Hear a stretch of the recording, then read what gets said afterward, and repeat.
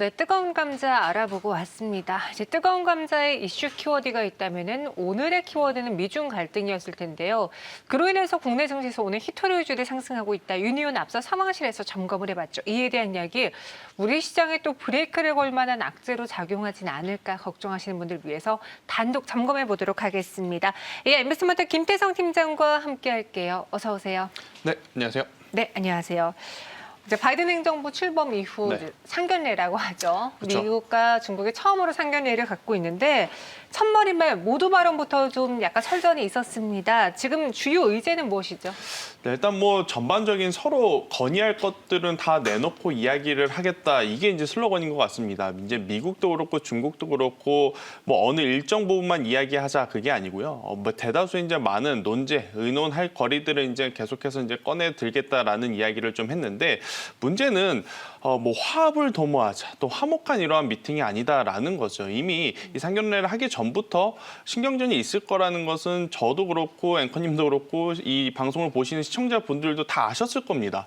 뭐 하지만 이제 예전 트럼프 정부 때하고는 조금은 다른 기조의 바이든 정부이기 때문에 그래도 이제 돌발 이슈는 지금 없는 상황입니다만은 그래도 오늘 이 고위급 회담을 통해서 무엇인가가 해결될 거리는 저는 없다. 이렇게 좀 말씀 한번 드려보도록 하겠습니다. 네, 첫 만남이니까 기싸움은 당연하고 그렇죠. 여기서 무언가 뚜렷할 만한 악재는 나타나진 않을 그렇죠. 것이다라고 했는데 이제 바이든 대통령이 당선되느냐, 트럼프 대통령이 당선되느냐, 사실 중국 측에서는 바이든이 더 어렵다 뭐 이런 입장이었어요. 일단 이제 성향에 따라 좀 차이가 있을 것 같아요. 차라리 저 같아도 트럼프처럼 그냥 대놓고 욕을 하거나 이제 대놓고 좀 언사를 좀 하는 것들이 오히려 대응하는 쪽에서는 더 편할 수도 있습니다. 그럴 수도 근데 이제 있네요. 지금 바이든 정부 같은 경우에는 사실 이제 제 개인적인 또 느낌입니다만은 바이든 대통령이 당선이 되고 나서 바이든 정부가 지금 무엇을 하고 있는가라고 느낄 정도로 뚜렷한 액션이 거의 저는 없다라고 생각이 들 정도입니다.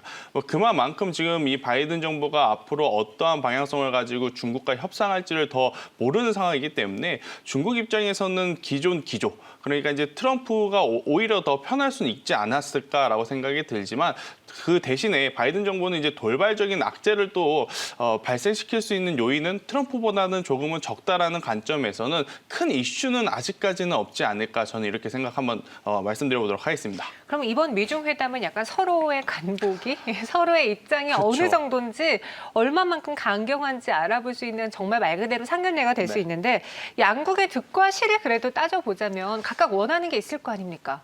사실 이제 각각 원하는 게 있겠죠. 네. 이제 중국은 내정 간섭을 이제 미국에서 추가적으로 언급하지 말아라. 또 이제 미국 같은 경우에는 보안 관련 이슈에 대해서 중국에 대한 제재는 계속 이어질 가능성이 높다. 이제 서로 요구하는 것들과 방향성은 있겠습니다만은 저는 득과 실을 따지자라고 한다면 저는 그냥 득도 없고 실도 없는 그냥 단순한 만남일 뿐이다. 이렇게 좀 말씀드릴 수 있을 것 같아요.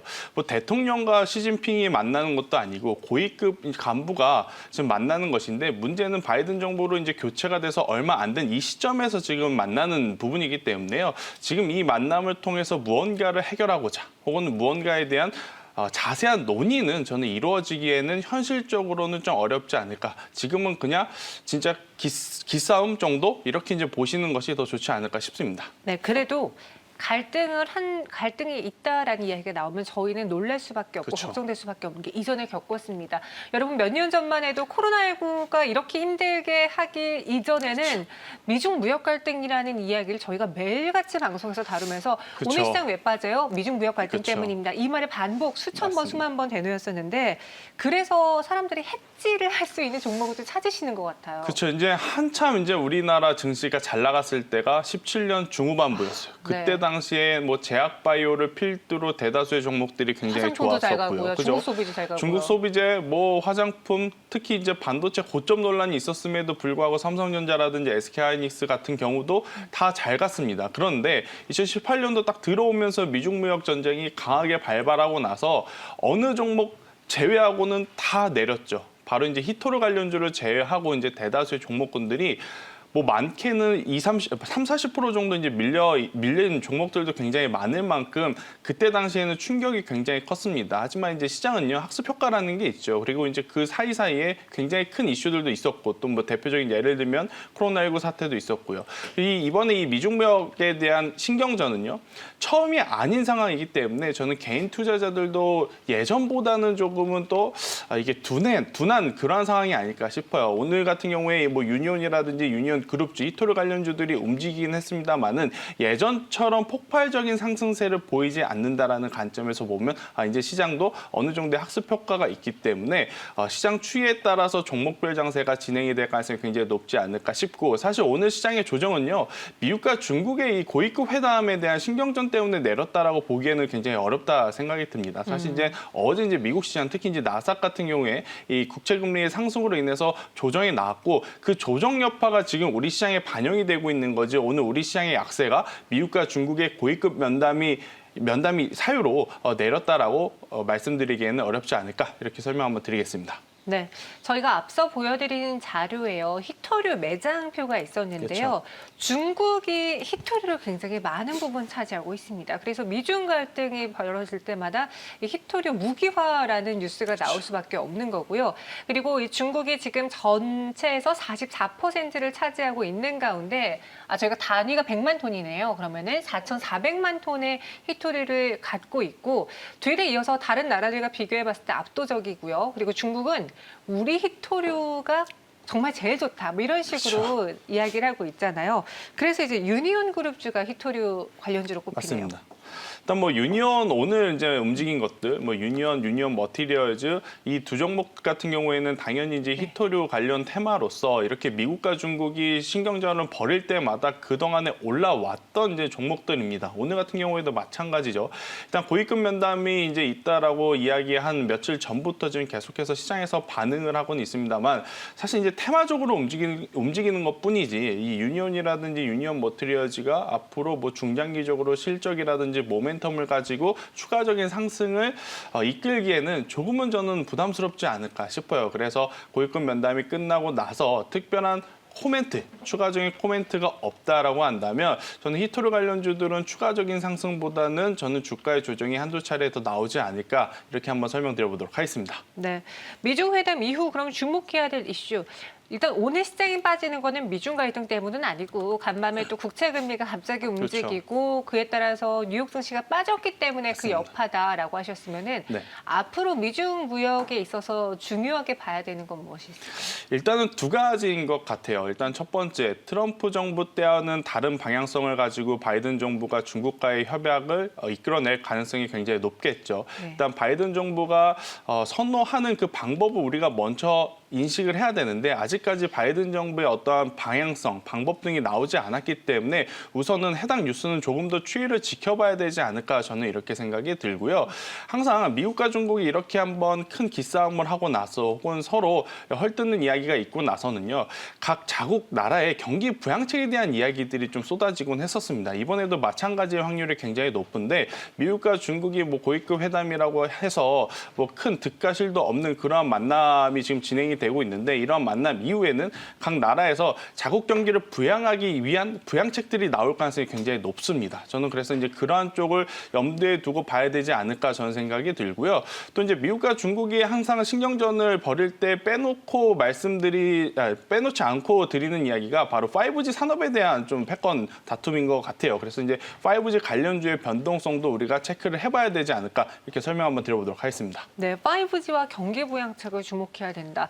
이번에는 좀 5G 그 속도가 나면서 우리 국내 증시에 있는 5G 관련주들도 좀 올라줬으면 하는 바람이 있고요. 그렇죠. 마지막으로 미중 회담 및 갈등과 관련해서 탑픽을 꽂아보도록 하죠. 네, 일단 저는 이렇게 미국과 중국이 설전을 벌일 때 네. 히토류 관련주에 대한 이야기를 많이 하는데, 굳이 히토류 관련주를 매수를 해야 될까에는 저는 반문을 좀 제기 한번 드려보도록 하겠습니다. 왜냐하면 네. 학습 효과라는 것이 있기 때문에 예전처럼 폭발적인 움직임을 기대하기란 어려울 가능성이 저는 높다 생각이 들어요. 특히 네. 이제 바이든 정부가 트럼프 때처럼 뭐 세게 발언을 한다던가 극단적인 방법을 택하는 그러한 상황이 아니기에, 저는 이 히토류 관련주라든지 이러한 그 무역 관련 이슈, 테마주를 매수하기보다는요. 네. 그동안에 사고 싶었는데 사지 못했던 테크주들이 지금 조정을 보이거든요. 지수가 밀릴 때 같이 조정을 보이니 차라리 그러한 테크주들을 사는 게 가장 좋지 않을까 생각이 들고 네. 삼성전자, SK하이닉스는 너무 식상한 것 같습니다. 뭐 지금 이 이슈가 아니더라도 많은 개인 투자자분들이 이미 다들 아마 가지고 계실 것 같아서 그 두 종목보다는 저는 중소형 반도체 안에서 조금 찾아보자라는 이야기를 드려보도록 하겠는데요. 그중에 원픽으로 가지고 온 종목은 제가 유니셈이라고 하는 기업을 가지고 왔어요. 결국 이제 반도체 테크 그 안에서 비메모리 반도체 관련주에 이제 포함되는 유니셈 같은 경우에는 지수가 밀렸음에도 불구하고 최근에 주가의 흐름 굉장히 견고했기에 충분히 지수가 다시 한번 회복해서 상승을 한다면 그 지금보다 더 좋은 가격대를 형성할 수 있지 않을까 싶어서 현재 가격 관심 있으신 분들은 저는 진입해도 괜찮다라고 생각이 들고요. 지금 뭐 박스권을 돌파한다라고 한다면 충분히 16,000원 그 이상도 한번 가져가 볼 수 있는 그러한 흐름이 아닐까. 그래서 이제 한 18,000원까지도 갈 수 있지 않을까 저는 생각이 들고 만약에 밀렸을 경우에는요. 1,800원이라고 하는 가격대가 이탈이 되게 되면 61선 추세를 이탈하는 거니까요. 그때는 현금화를 하시는 게 더 좋지 않을까라는 전략까지 드려보도록 하겠습니다. 네, 유니셈을 이야기하시면서 목표 주가 18,000원, 순저가 1,800원 제시해 드렸습니다. 그러니까 이게 미중 갈등과 직접적으로 연관이 있는 건 아니지만 그렇죠. 지금 그로 인해 시장이 좀 뒤숭숭하고 테크주들이 좀 빠지게 되면은 기대될 만한 테크주를 담아보자. 그렇죠. 라고 이야기를 해주셨고요. 요즘 시장이 정말 대응하기가 어렵습니다. 제가 맞습니다. 서두에도 말씀드렸는데 이렇게 조정세를 보여줄 때 내 계좌의 종목은 조금씩 마이너스가 그렇죠. 찍힐 수밖에 없는 시장이거든요. 네. 이럴 때 어떤 전략으로 세워보는 게 좋을지요? 네, 일단 뭐 아마 포트에 많은 종목들을 가지고 계실 거예요. 네. 종목이 많을 겁니다. 대신에 현금은 많이 없으실 것 같아요. 그죠? 아마 추가 매수를 하고 싶어도 지금 현금 여력이 안 되시는 개인 투자자분들이 굉장히 많을 것 같은데 저는 딱 두 가지만 체크를 하자 말씀드리도록 하겠습니다. 첫 번째, 여러분들이 보유하고 있는 기업의 실적. 그리고 두 번째, 보유하고 있는 기업의 수급 현황을 한번 체크를 해보시면 좋을 것 같아요. 자, 실적이 좋지 않다면 지금이라도 덜어내는 게 맞습니다. 하지만 실적이 좋지 않은데도 수급이 붙는다라고 한다면 지금 당장의 실적은 부진하지만 앞으로의 실적은 개선이 될 여지가 있으니 그러한 종목군들은 추가 매수를 해도 괜찮지 않을까 저는 이렇게 생각이 들어서요. 실적과 수급 현황을 체크를 해서 여러분들이 보유하고 있는 종목들의 대응을 좀 빠르게 하시는 게 더 좋지 않을까 저는 이렇게 설명 한번 드려보도록 하겠습니다. 네, 그리고 저희가 다음 주부터요, 우리 김태성 팀장님과 함께 새로운 코너를 마련해 그렇죠. 보기로 했어요. 그러니까 지금 시장에서 많은 분들이요, 지수가 오른다고 하더라도 왜 내 종목은 안 올라요라는 다소 안타까운 소리를 많이 맞아요. 보내주셔서 저희가 주식 콜센터를 한번 마련해 봤습니다. 이제 저희에게 종목명과 매수가 그리고 궁금한 것들 사연 보내주시면요, 저희가 김태성 팀장님과 함께 매일같이 여러분들의 상담 도와드리고 있고요. 지금 그 자료가 나가고 있네요. 그렇죠. 네, 주식 상담의 레전드, 믿고 보는 종목장인 김태성 팀장에게 맡겨주세요. 네. 주식콜센터 샵 2034 주식콜센터 이렇게 받겠습니다. 저희가 다음 주 이 시간부터 매일같이 여러분들이 무언가를 사기 전에, 팔기 전에 궁금한 것들 김태성 팀장님과 함께 도와드릴 테니까요. 많은 관심도 부탁드리겠습니다. 그럼 저희는 여기서 팀장님 인사드릴게요. 고맙습니다.